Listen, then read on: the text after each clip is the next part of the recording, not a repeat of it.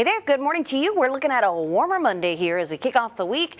We told you to expect this week to bring some warmth, and for the first couple of days of winter, that's exactly what we've done across the coastal bend. So for the first Monday of winter, here's the difference that we're looking at versus how we left off our weekend mornings. We are about 5 to 10 degrees warmer in most neighborhoods. Ambitiously, Orange Grove, quite a bit warmer, 12 degrees versus this time on your Sunday morning. So that means we're starting off with temperatures in the neighborhood of about 60 degrees in a lot of places. So we'll start off in Nueces and San Patricio counties. We're looking at 62 in Mathis. That's also the case for Ingleside, but we warm things up to 67 in Port A. Take it back down to 61 at the airport and 58 degrees in Robstown. Heading into our northern neighborhoods now. If you're waking up in Rockport, good morning, neighbor. We're looking at a temperature of 66 for you, 61 for our friends waking up in Refugio, but we take that down to 55 in Goliad, 58 degrees in Beeville this morning.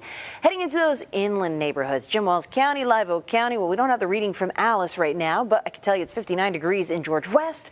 We're just a little bit cooler in San Diego at 58, 56 in Freer, and a total difference 62 degrees in Tilden. And for our southern zones, Falfurrias reporting a temperature of 64 degrees right now, not far off from the reading at Pins, 68 degrees. So it is more humid this morning. It's warmer, and as we go through the next couple of hours, here's what you can expect. We're looking at a warm up that happens pretty quickly. It takes us through the 60s and into those 70s. We'll be in those middle to upper 70s by lunchtime with a mix of sun and clouds. Also important to note is this southeast wind direction that becomes a bit more southerly as we head on into the afternoon. That's going to keep that warm trend in place. Our winds also picking up a little bit more as we take a look at winds around 15 to 20 miles per hour during the afternoon and evening time frame. That may make temperatures pushing 80 degrees feel a little more pleasant, but that southeast wind still brings in quite a bit of humidity, so don't expect too much in the way of relief.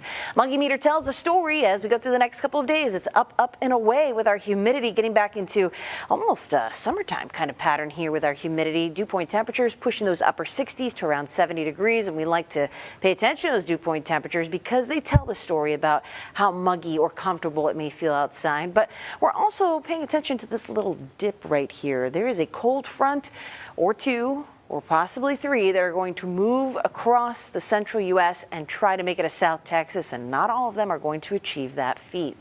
So here's what we can expect for today. Before we get through the rest of the week, we got to get through our Monday.